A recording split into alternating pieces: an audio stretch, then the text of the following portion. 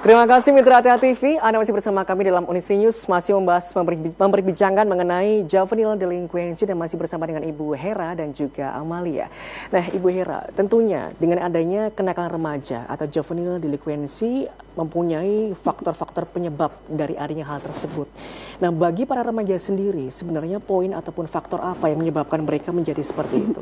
Oke, Mas, untuk remaja itu kan ada periodenya ya. Jadi ada remaja awal mulai dari 12 tahun sampai 15 tahun, remaja tengah 15 sampai 20, terus 20 sampai 22 itu remaja yang senior gitu ya. Nah, akhir-akhir ini yang kita lihat penyimpangan tingkah laku remaja itu ya di tahapan-tahapan 3 itu ya. Untuk yang remaja muda ini tentunya yang sangat berperan itu keluarga gitu ya. Di dalam keluarga biasanya khususnya ibu gitu ya, itu kan menginginkan anak itu harus seperti apa yang dia kehendaki gitu. Padahal anak kan punya bakat sendiri.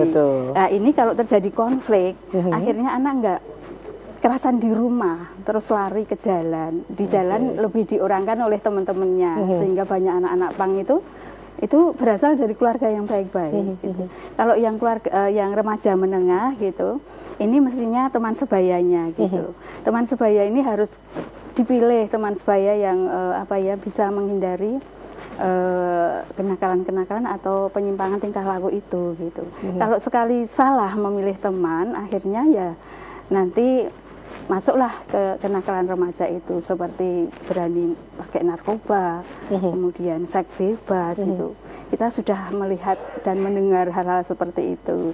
Kemudian yang remaja senior ini yang sudah di perguruan tinggi di semester 2 sampai 4 itu, peran dari sivitas akademik khususnya dosen, lebih khusus lagi dosen pembimbing akademik gitu.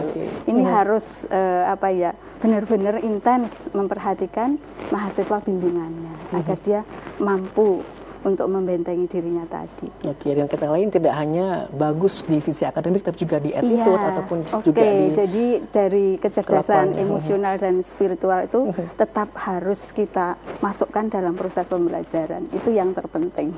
Jadi peran dari orang tua dan juga peran dari dosen ketika sudah berada di perguruan tinggi.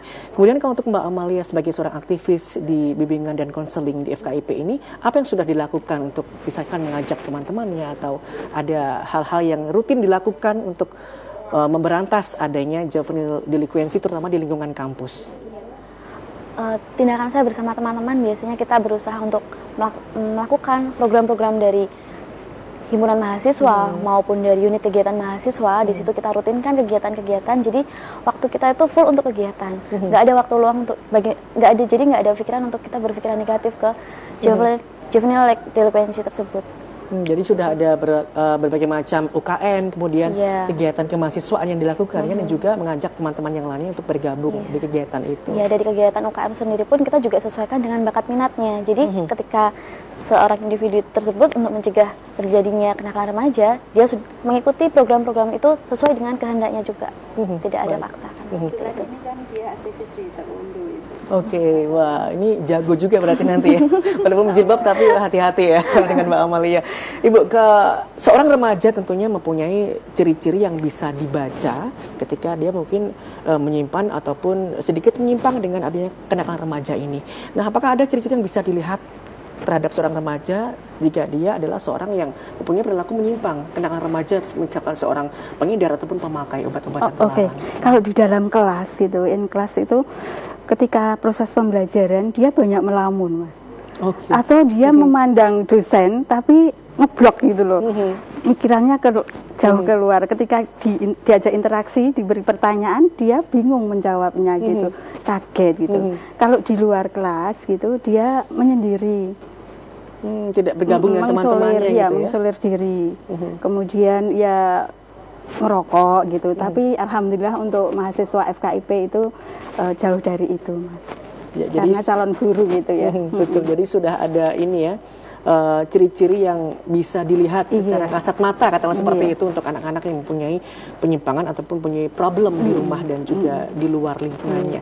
Baik Mitra Tia TV, semakin menarik saja perbincangan kita malam hari ini, namun kita harus jeda break sejenak. Jangan kemana-mana, tetap bersama kami dalam Unisri News malam hari ini.